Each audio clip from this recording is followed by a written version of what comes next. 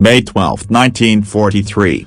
11:47 a.m. The North African sun hammers the cracked earth outside Mter, Tunisia. A hot wind whips red dust across the shattered hulls of burned-out panzers. General der Panzertruppe Ja 1/4 Gen von Arnim, collar unbuttoned, epaulets dulled by grit, stands motionless as American GIs in sweat-stained odd approach with leveled M1 Garands. His driver's hands tremble on the steering wheel of the staff car. The white flag tied to its radio antenna flaps like a broken wing. Von Arnim's eyes, pale blue and unblinking, scan the ridgeline. No reinforcements, no Stukas, only the low growl of Sherman engines echoing from every wadi. "General, it's over," a young American lieutenant says in clipped German, voice cracking with fatigue. Von Arnim nods once. The iron cross at his throat glints as he raises both gloved hands. Behind him, 200,000 men of the vaunted Afrika Korps. Once the desert foxes spiral lower their muzzers and stare at the ground. The clatter of bolt actions hitting sand is the only sound louder than the cicadas. MPs herd the prisoners into ragged columns. Von Arnim's boots drag through the dust. Each step feels heavier than the last. He catches sight of a captured medical half-track. Its canvas bears a faded swastika now smeared with a crude white star. A sergeant prods him forward. "Keep moving, General." Big boat right ahead. Von Arnim does not reply. He is already calculating 2,400 kilometers of ocean, then whatever lies beyond. He has read the intelligence briefs. American factories, conveyor belts, steel rivers. But numbers on paper are one thing, seeing is another. The column shuffles toward a dusty airstrip where olive drab C-47s wait, propellers ticking in the heat. As the first POWs climb the rear ramps, Von Arnim pauses at the threshold. He turns for one last look at the desert he once ruled. A single Sherman rolls past the runway's edge, turret traversing lazily, 75mm muzzle still warm. The hatch pops. A grinning crewman waves a Hershey bar like a trophy. Von Arnim's jaw tightens. He steps into the aircraft's stem belly. The door clangs shut. Engines roar. Africa falls away beneath the wings, and with it the last illusion of parity. 24 hours later, after a refueling stop in Newfoundland still shrouded in wartime secrecy, the plane banks west over an ocean that suddenly feels infinite. The guards loosen the prisoner's handcuffs for the first time. Von Arnim rubs his wrists and stares out the small window at nothing but gray waves. Somewhere ahead, across that void, lies the industrial heart he has only read about in captured time magazines. He closes his eyes, trying to picture assembly lines, but his mind keeps returning to the empty desert he left behind. Little does he know the real desert awaits, a one of steel, not sand. The Atlantic crossing and the first whisper of scale. May 15, 1943.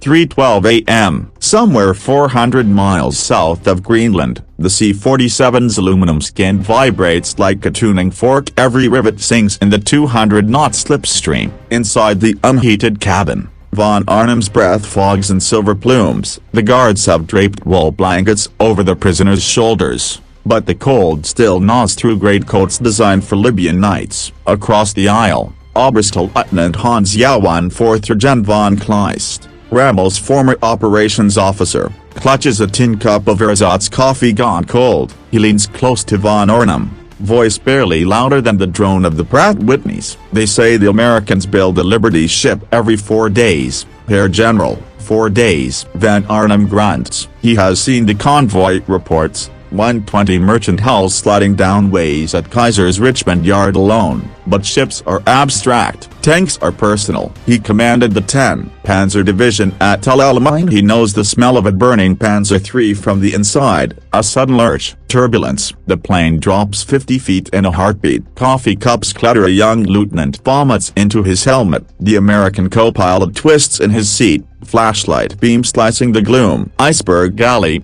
boys, hold tight." Von Arnim peers through the plexiglass. Nothing but black water and the occasional white cap flashing like a signal mirror. He imagines U-boats prowling beneath the Donets's Wolvassa, but even they cannot touch him now. The war has moved above the clouds, into factories he cannot bomb. Hours blur. The guards distribute K-rations, Spam, crackers, a single square of Hershey's chocolate. Van Arnhem turns the foil wrapper in his fingers. The embossed eagle looks almost Luftwaffe. He pockets it like contraband. At dawn on the 16th, land appears, the jagged coast of Newfoundland, then the softer greens of Nova Scotia. The plane descends toward a makeshift strip outside Halifax. Ground crew in sheepskin jackets wave orange bats. The wheels kiss tarmac with the screech that rattles teeth. Refueling. The prisoners are marched to a corrugated hangar reeking of aviation fuel and wet wool. A Red Cross nurse offers cigarettes. Lucky Strikes. Filterless. Van Arnhem takes one,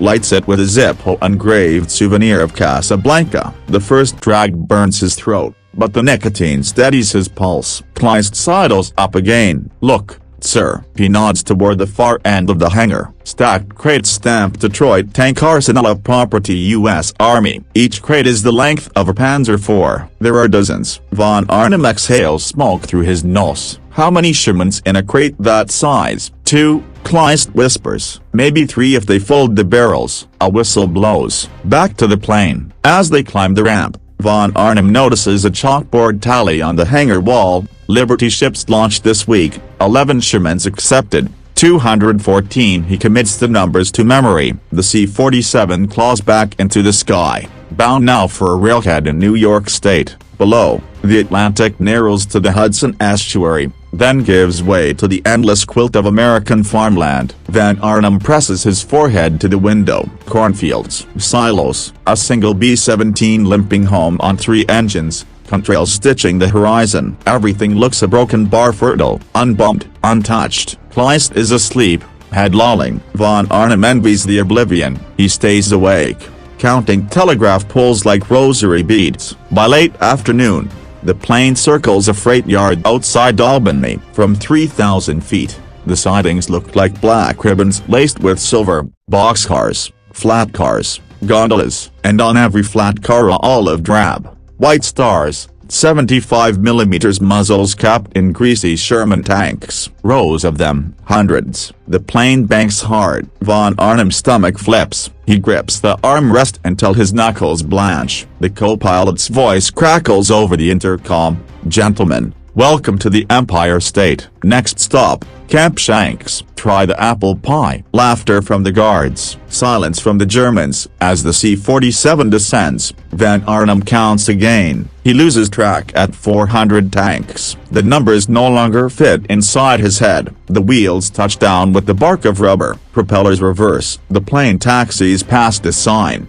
THRU traffic to Detroit or bust. Van Arnhem unbuckles. His legs feel borrowed. Outside, a military band strikes up Boogie Woogie Bugle Boy. The prisoners file down the ramp into the late spring sun. A sergeant with a clipboard shouts, Van Arnhem, front and center. You're riding the prison special to Kansas. Ever seen a wheat field, General? Van Arnhem does not answer. He is staring past the sergeant, past the band, past the chain link fence. On a distant siding, a locomotive belches steam. Coupled behind it, 40 flat cars. Each flat car carries 2 Shermans, turrets chained down, barrels pointed west like accusatory fingers. The train whistle screams, the ground trembles, and for the first time since Tobruk, Yawan 4th Regiment Von Arnhem feels something colder than fear. He feels scaled at the prison train and the endless horizon. May 18, 1943. 6:03 a.m. Just west of Toledo, Ohio. The prison train, 40 cars of steel and captivity, thunders across the Maumee River Bridge at 45 miles per hour. Von Arnhem sits shackled to a bench in the third passenger coach, wrists raw beneath the cuffs. Through the barn window, the sunrise ignites the underbellies of low clouds and molten orange. The coach smells of coal smoke, sweat, and the faint sweetness of Ohio clover drifting through the slats. Across from him, Kleist counts telegraph poles aloud under his breath. A nervous habit. 112 a broken bar. 113 a broken bar. Guard. Sergeant Kowalski, Polish American, thick Chicago accent, leans in the doorway, chewing a toothpick. You boys ever ride a train before? This here's the New York Central, fastest thing on rails till the century beats her next year. Von Arnhem says nothing. He is watching the flat cars ahead, visible through the forward window whenever the track curves. 80 Shermans in total. lashed down like green iron cattle. Each tank has a chalked stencil on the glassy DTA 543, Detroit Tank Arsenal, May 1943. Fresh from the line, not a scorch mark on them. The train slows for a grade crossing. A farmer in overalls stands beside a Ford pickup, straw hat in hand. He waves at the engineer. The engineer waves back. Then the farmer notices the flat cars. His mouth opens. He counts under his breath. 2. The locomotive whistles. 2 long. 1 short. Speed builds again. Cornfields blur into green streaks. Van Arnhem closes his eyes and tries to summon the roar. Crop smokestacks, the red glow of open hearth furnaces, the nightly drone of RAF Lancasters. But the image flickers, overwhelmed by the rhythmic clack-clack, clack-clack of American steel on American rails. At 10:17 a.m., the train skirts the south edge of the Chrysler Tank Arsenal outside Detroit. Van Arnhem is allowed, under guard, to stand at the window. What he sees steals the air from his lungs. A factory the size of a city. 6 parallel assembly buildings, each a quarter-mile long. Roofs painted in zigzag camouflage that fools no one from the ground. Conveyor belts, visible through open bay doors, snake between structures like black intestines. M4 hulls glide along them, upside down at first, then righted, then turreted, then painted, then rolled out into the sunlight every 90 seconds. 90 seconds. A whistle shrieks inside the plant. Shift change. Thousands of workers, women in bandanas, teenagers, grandfathers, stream out one gate while the next wave pours in another. None look up at the prison train. They have quotas. Kleist whispers, "Got 'em here, a broken bar that's more tanks in one morning than our entire monthly output at Falcon Sea." Von Arnhem's reply is a rasp. "And this is only Chrysler. Ford has Willow Run. Fisher Body has Grand Blanc." The paper said 20 plants. The guard, Kowalski, overhears. He spits the toothpick out the window. 43.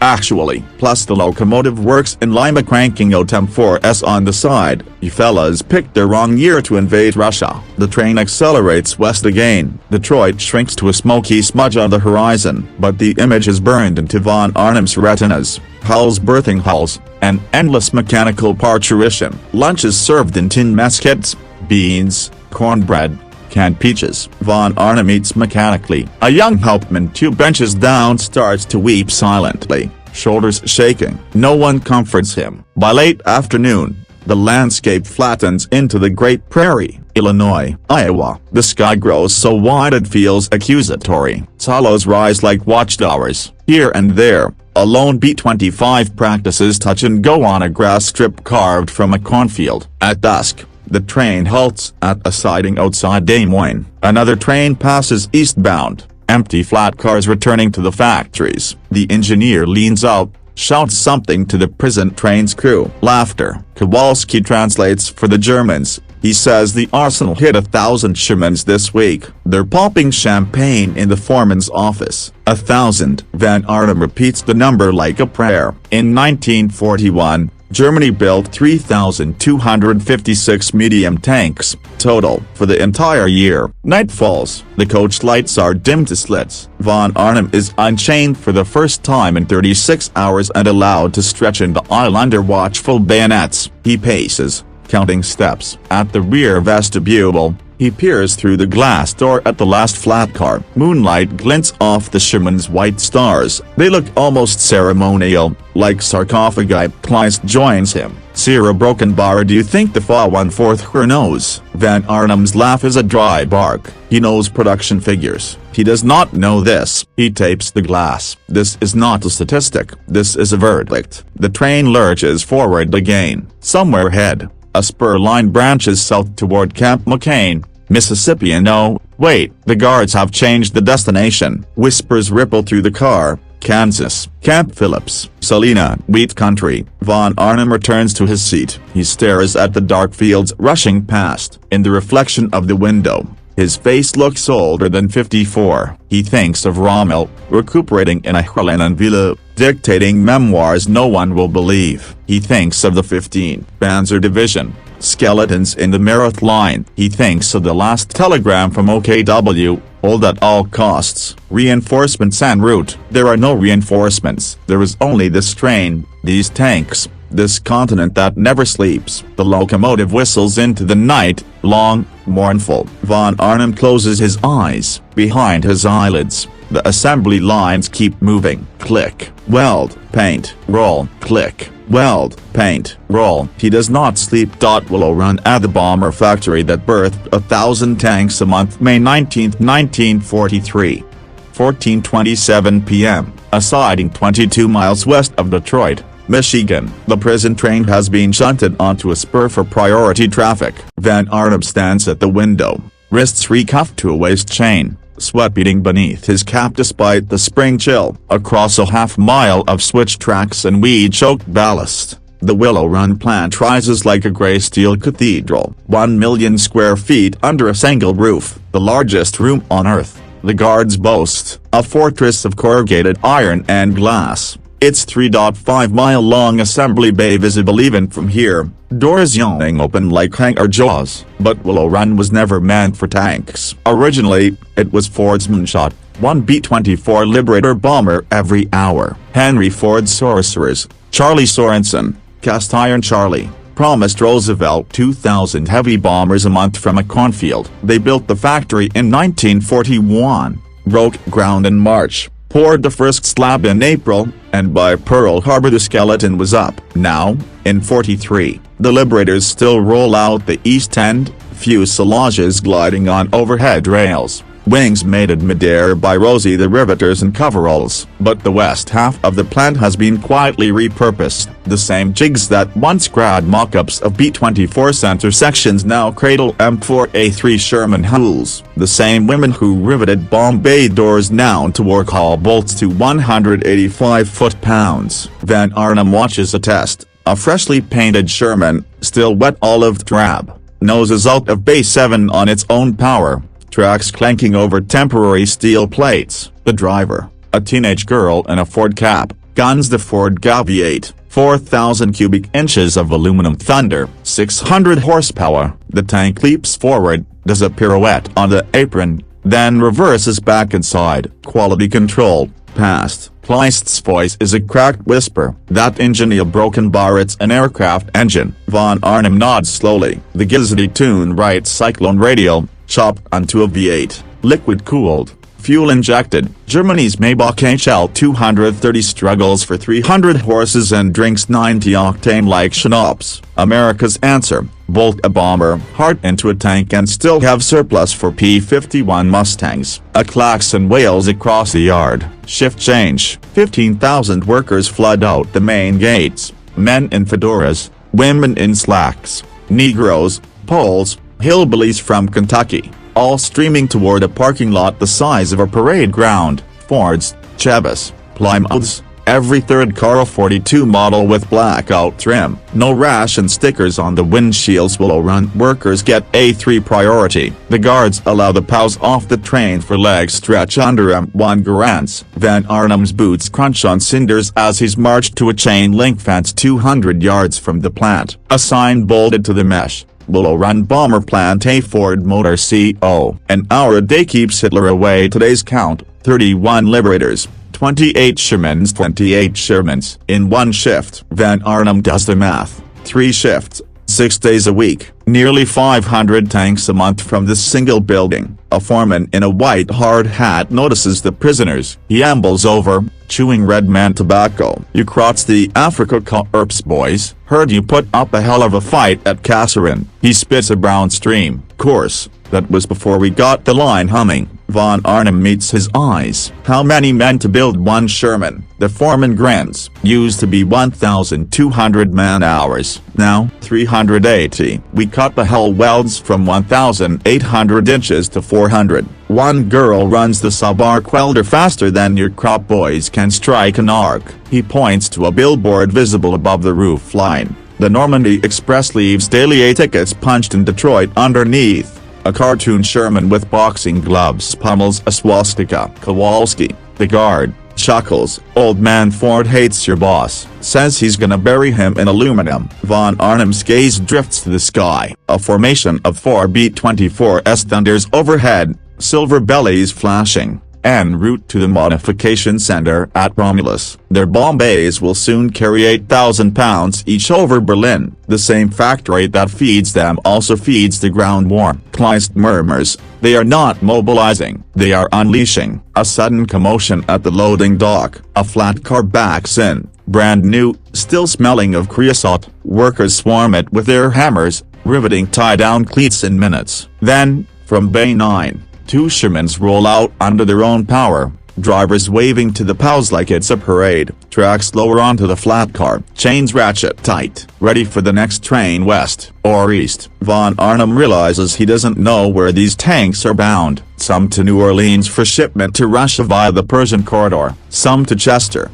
Pennsylvania, for amphibious conversion, some straight to the docks at Newport News, bound for Liverpool. The pipeline has no end. The foreman tips his hat. "Back to work, fellas, gotta make 30 Shermans before supper." The POWs are herded back aboard. As the train pulls away, Van Arnim watches Willow run recede, but the image loops in his mind: the girl driver, the wet paint, the casual wave. That night, in the swaying coach, he sketches on his stolen napkin with the stub of pencil, a single assembly line: hulls entering bare, hulls exiting armed. Every 103 seconds, he labels it, the American Blitzkrieg. Then he folds the napkin small, tucks it inside his boot. Evidence, for the interrogators, for the historians, for the ghosts of the Africa Corps. The train crosses the Mississippi at dawn. Van Arnim does not look out the window anymore. He is counting seconds now. 1 Mississippi, 2 Mississippi, another Sherman born.